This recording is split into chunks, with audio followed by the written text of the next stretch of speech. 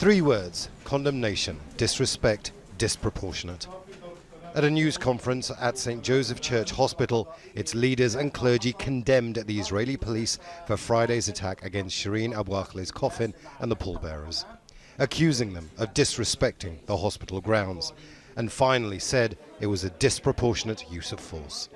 The police stormed into a Christian health institute, disrespecting the church, disrespecting the health institute, disrespecting the memory of the deceased, and forcing the pallbearers almost to drop the coffin. The church authorities released previously unseen security camera footage of Israeli police entering the hospital, which said there was absolutely no reason for this to have happened. Its general director says all concerned parties are now discussing what to do next. Most probably court case. We are now discussing with church leader, Catholic church leader, and the owners of the hospital, the Sisters of St. Joseph, and the administration of the hospital about the next legal action to be taken. Initially, the Israeli police said they were acting on the instructions of the family, something Shireen's brother, who is the family's representative, denies. Absolutely not.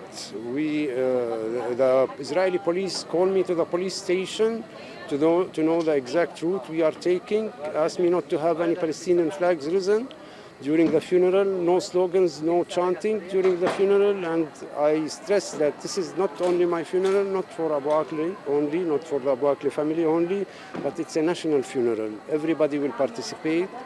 I can't tell you the exact number of people who will participate.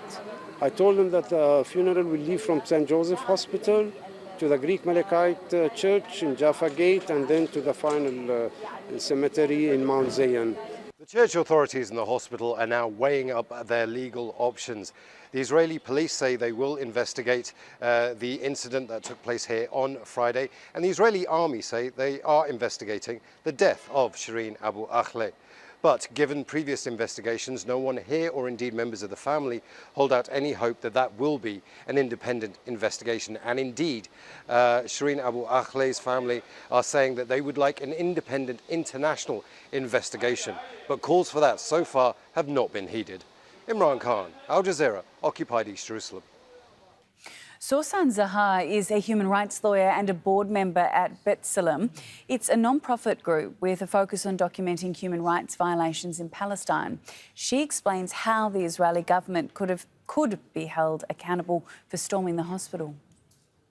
The fact that we are talking about a hospital that is being operated by St. Joseph, by French operation, in the occupied territory does impose international obligation on the state of Israel. And in any case, even if we're talking only about a regular hospital in Israel, this conduct, this invasion is also illegal, because entering in this way to a hospital, violating and attacking patients, attacking innocents that are that were present in the hospital. We all saw the shock of people, of doctors during the filming of and the documentation of this video. All of it is also illegal based on international law, even if it doesn't have diplomatic immunity.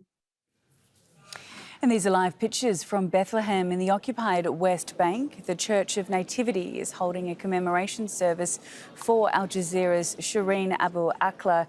An hour later, the event will move outside to Bethlehem Square, and then we believe a few hours after that, a candle vigil will be held also in Bethlehem Square at 1700 GMT. It comes after Shireen's death on Wednesday, the 11th of May.